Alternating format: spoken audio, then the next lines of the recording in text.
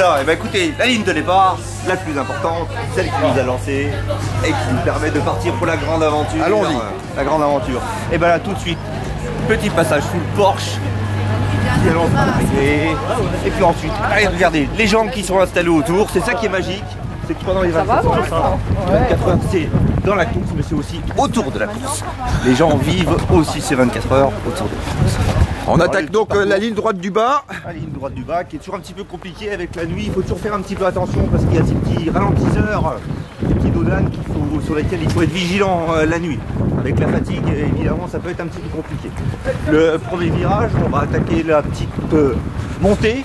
Petite montée, mais quand elle est répétée, évidemment, elle va poser de sérieux problèmes à certains. Donc cette fameuse côte, qui va faire très très mal. Mais c'est pas le même niveau. Hein. Oui. Je teste le parcours, je connais pas encore. Et nous, on va continuer à le tester, puisque maintenant nous sommes en haut de la côte, aux 200 mètres, à l'endroit où on va pouvoir tout doucement relâcher. Encore on fait toujours attention à ces fameux trottoirs qui maintenant ont été aménagés. Donc c'est chaque année c'est mieux à Putelange-au-Lac. N'hésitez pas, venez à Putelange-au-Lac. Voilà, donc là sur la droite, quelque chose d'indispensable, c'est les toilettes. Les toilettes, pour un circadien, c'est quelque chose qui est important. À un moment donné, il faut savoir les utiliser au bon moment. C'est jamais une perte de temps. Et là, l'endroit festif, l'endroit où on aime Putelange aussi pour ça, c'est qu'il va y avoir ici de nombreuses représentations, les majorettes et d'autres choses. Ça va être encore de grands moments. Pour les coureurs, c'est important. Voilà, là la tente qui va nous servir le moins possible, on l'espère, c'est la tente où on va retrouver le poste de secours. Et évidemment, c'est pas toujours un bon moment quand on doit y passer. Voilà, alors là c'est cette tente qui peut paraître très simple, mais qui est toujours compliquée à gérer, puisqu'on a l'impression au bout d'un moment un petit peu de s'ennuyer dans cette partie-là. Donc il faut retrouver de la motivation après avoir monté et après avoir passé ce petit moment festif qu'on vient de découvrir. Bah, écoutez, là on sort de la ligne droite. On va attaquer maintenant deux virages qui sont souvent assez compliqués aussi pour les handisports, mais vous voyez que Norbert a fait le travail pour les handisports. Vous avez pu voir qu'il y a des handisports qui sont donc équipés de vélos couchés. Et donc ils peuvent à cet endroit-là monter sur le trottoir, ça leur facilite le passage. Évidemment, on a aussi l'abribus qui peut poser problème. Il faut gérer tous ces passages, il faut savoir qu'on est dans une ville et c'est complètement logique. Il faut intégrer les 24 heures, ça se fait autour d'un quartier et ici en plus c'est autour de la maison de Quentin.